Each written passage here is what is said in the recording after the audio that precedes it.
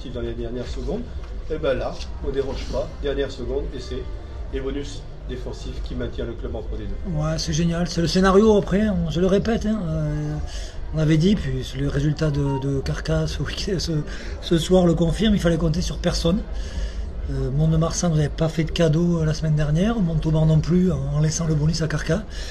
Et donc il fallait qu'on se débrouille tout seul, et c'était pas le terrain idéal, on connaît le rouleau compresseur d'Oyonnax.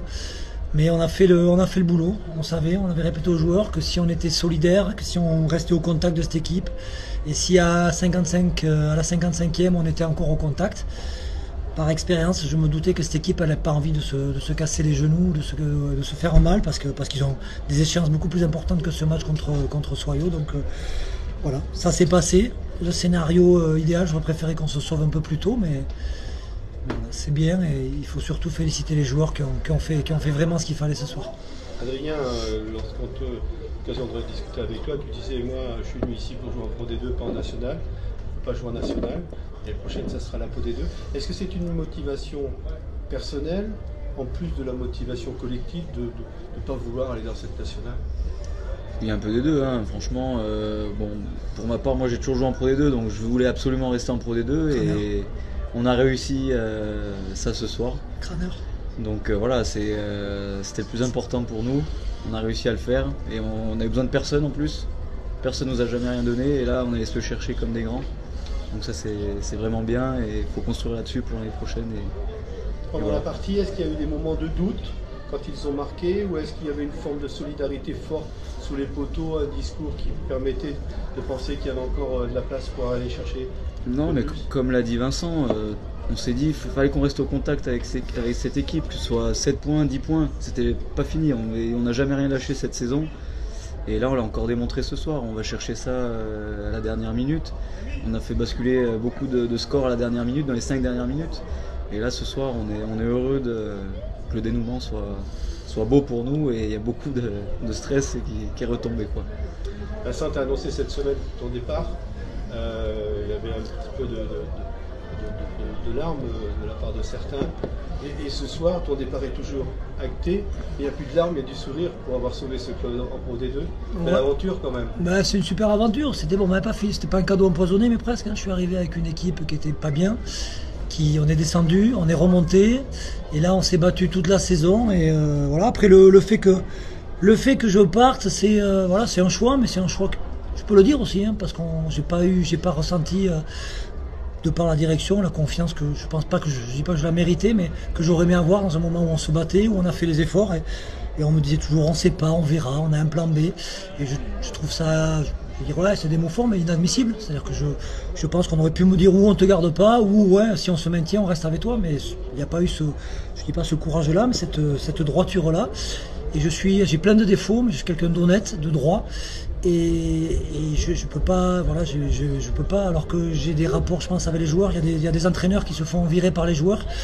Je fais pas de la démagogie, mais je pense que le vestiaire est pas contre moi, même s'il n'est pas toujours pour moi, mais je suis à peu près sûr de ça. Donc c'est décevant, et à la fois je suis droit dans mes bottes, et c'est encore mieux de partir avec ce maintien-là, parce que je le répète, on voit l'état du maillot d'Adrien, il est le symbole de cette équipe. Ça fait voilà, c'est Ouais, tout à l'heure, ça sera du vin rouge.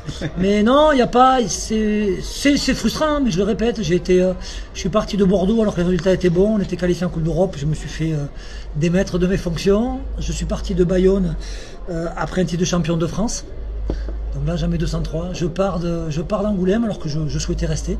Je pars d'Angoulême en maintien en Pro D2 alors qu'on était mis dans la charrette par tous les pronostiqueurs, par tous les connaisseurs du rugby au mois d'août. Donc c'est une fierté, mais surtout voilà, j'ai ma petite pierre à l'édifice, mais je le répète, il y a des choses à changer dans le staff, à modifier, à améliorer, dans la direction aussi, mais ce groupe-là de joueurs, il a un potentiel, il a un cœur énorme, et c'est eux qui sont allés se le chercher ce soir. Justement, Adrien, ce groupe, est-ce qu'il y a lieu déjà de planter les bases pour l'année prochaine pour pas revivre cette saison qui a été une saison difficile psychologiquement, même en termes de jeu?